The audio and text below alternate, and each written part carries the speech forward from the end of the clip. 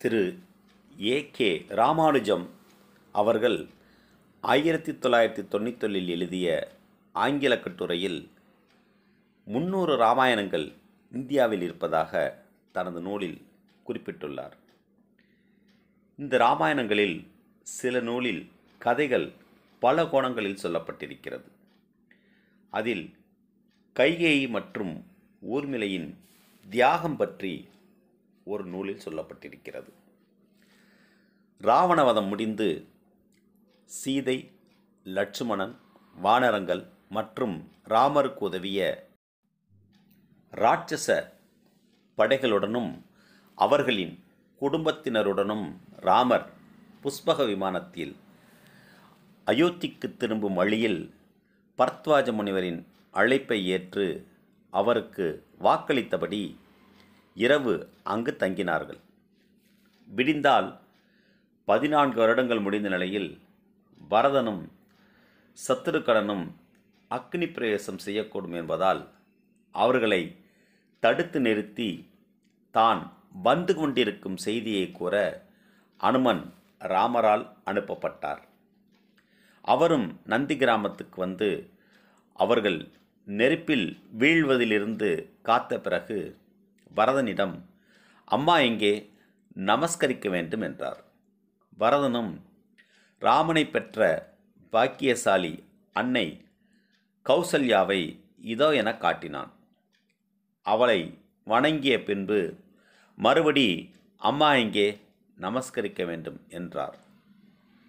ராமனை கணமும் பிரியாது சேவை செய்த பாக்கியசாலி லட்சுமணனையும் என் தம்பி சத்ருகணனையும் பெற்ற அன்னை சுமித்திரை இதோ என சுமித்திரையை காட்டினான் பரதன். அவளை வணங்கிய பின்னரும் வெளிப்படையாக உன்னை பெற்ற தியாகி அன்னை கைகேயி எங்கே, நமஸ்கரிக்க வேண்டும் என்றார் அனுமன்.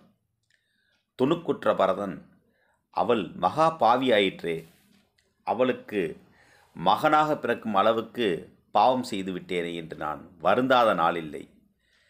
அவளுக்கு நீங்கள் ஏன் நமஸ்காரம் செய்ய வேண்டும் எனக் கேட்டான். அப்போது அனுமன் கூறினார், பரதா, உன் தாயை பற்றிய சில உண்மைகளை நீ தெரிந்து கொள். உன் தாயார் எவ்வளவு தன்னலமற்ற தியாகி தெரியுமா? தசரதரின் தாயார் இந்துமதி மிகுந்த இலகிய மனம் படைத்தவள். செடி கொடிகளிலும் உயிரோட்டத்தை, உணர்ச்சிகளை உணரும் தன்மை கொண்டவள். அவளுடன் ஒரு நாள் சிறுவனாய் தசரதன் உத்தியானவனத்தில் திரிந்தபோது தளதளவென்று பொன்னிறத்தில் மினுமினுத்த தளிர் ஒன்றை கொடியிலிருந்து ஒடித்து விட்டான். ஒடித்த இடத்திலிருந்து பால் வடிவதைக் கண்டு பதறிய இந்துமதி அந்த தளிரின் உணர்ச்சியை கண்டாள். தன் குழந்தையாகிய தளிரை பிரிந்து தாய்க்கொடியான நான் எப்படி கண்ணீர் வடிக்கிறேனோ அதுபோலவே உன் மகனை பிரிந்து நீ கண்ணீர் வடித்து மடியக்கடவாய் என்று தசரதனுக்கு சாபமிட்டாள் அந்த தாய்க்கொடி. பின்னர் இளைஞனாக தசரதன் வேட்டைக்கு சென்ற இடத்தில் ரிஷிகுமாரனான சிரவணன் குடுவையில் தன் தாய் தந்தையின் தாகம் தீர்க்க தண்ணீர் மொல்ல அதை யானை தண்ணீர் குடிப்பதாக கருதி சப்தவேதி என்னும் அஸ்திரத்தினால் அவனை கொன்றதால் உயிர் நீங்கும் முன்பு புத்திர சோகத்தினால் உயிர் நீங்க கடவாய் என்று அவனது கண்ணிழந்த தாய் தந்தையால் தசரதர் சபிக்கப்பட்டார். தசரதர் பெற்ற இவ்விரண்டு சாபங்களை பற்றியும் நன்கு அறிந்திருந்தாள் கைகேயி.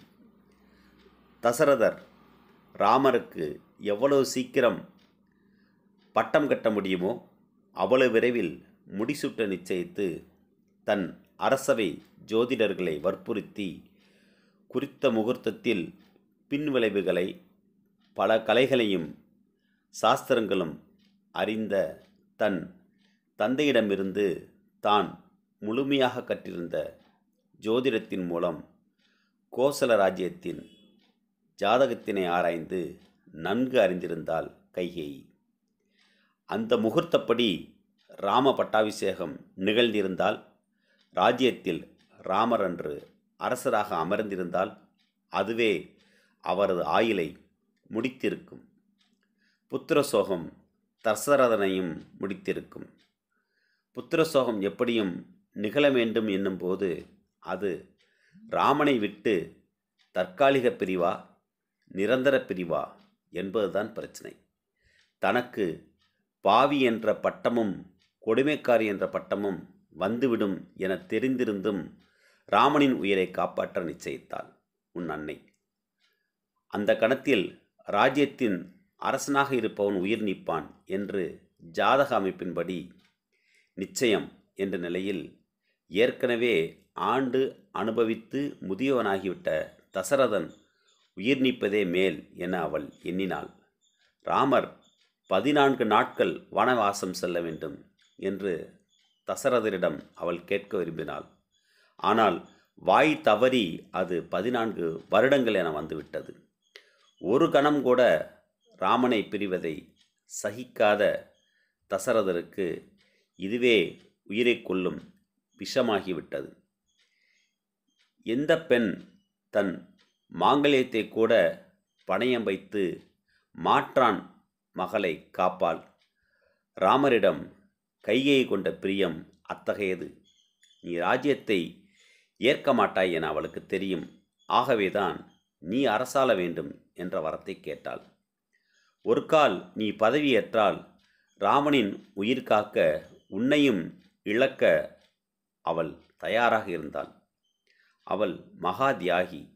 அவள் 14 வருடங்கள் என்று வாய்தவறி கேட்டதினால்தான் எங்கோ வனத்தில் கிடந்த எங்களுக்கெல்லாம் ராமனின் தரிசனம் கிட்டியது.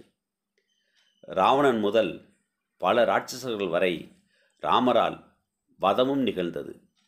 அந்த புனிதவதியைத்தான் நாம் அனைவரும் வணங்க வேண்டும் என்றார் அனுமன். பரதன் முதலானவர்களுக்கு அப்போதுதான் கைகேயின் உண்மையான மனதும் உருவமும் புரிந்தது. தன் மகன் பரதன் உட்பட அனைவராலும் வெறுத்து ஒதுக்கப்பட்டு தவறாக புரிந்து கொள்ளப்பட்டு 14 வருடங்கள் மனத்துயரை அனுபவித்தவள் கைகேயி. இறுதியில் அனுமன் வாயிலாக அவளின் தியாக உள்ளம் வெளிப்பட்டது. லட்சுமணனின் மனைவி ஊர்மிளையின் தியாகம். ராமரும் சீதையும் வனவாசத்துக்கு கிளம்பிவிட்டனர். அவர்களுக்கு சேவை செய்ய லட்சுமணரும் கிளம்பிவிட்டார். கிளம்பியவர் தன் மனைவி ஊர்மிளையிடம் விடைபெற்று கொள்ள அவளது அந்தப்புரத்துக்கு சென்றார். தன் மீது தன் கணவர் கொண்ட பிரியம் ஊர்மிளைக்கு தெரியுமாதலால் இதே பிரியத்துடன் அவர் கானகம் சென்றால் தன் நினைவால் ராமபிரானை சரியாக கவனிக்க முடியாது, அவரது கடமையை சரியாக செய்ய இயலாது, என் நினைவு அலைக்கழிக்கும் என அவள் வருந்தினாள்.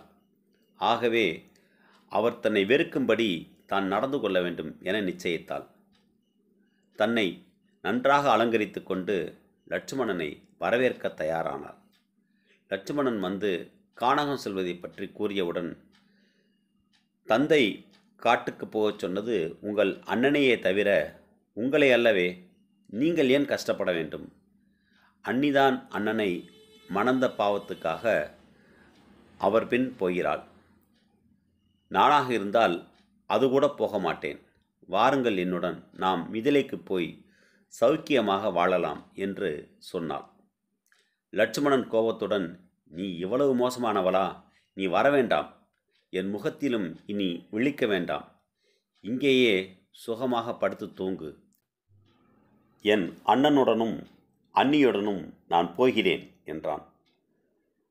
உங்கள் தூக்கத்தையும் சேர்த்து கொடுத்தாலும் நிம்மதியாக தூங்குவேன் என்றால் சிரித்துக்கொண்டே ஊர்மிளை. அப்படியே ஆகட்டும் என கூறி சென்ற லட்சுமணன் ஊர்மிளைக்கு தன் தூக்கத்தை தந்துவிட்ட காரணத்தால் 14 ஆண்டுகளும் தூங்காது ராமனுக்கு சேவை செய்ய முடிந்தது. ஊர்மிளை செய்த தியாகத்தினால் அவளுடைய நினைவும் லட்சுமணனை வாட்டவில்லை. ராம பட்டாபிஷேகம் முடிந்த பிறகு சீதையின் வாயினால் உண்மையை அறிந்த லட்சுமணன் அவளின் தியாக மனப்பான்மையை அறிந்து ஊர்மிளையை எப்போதையும் விட மிக அதிகமாக நேசித்தான்.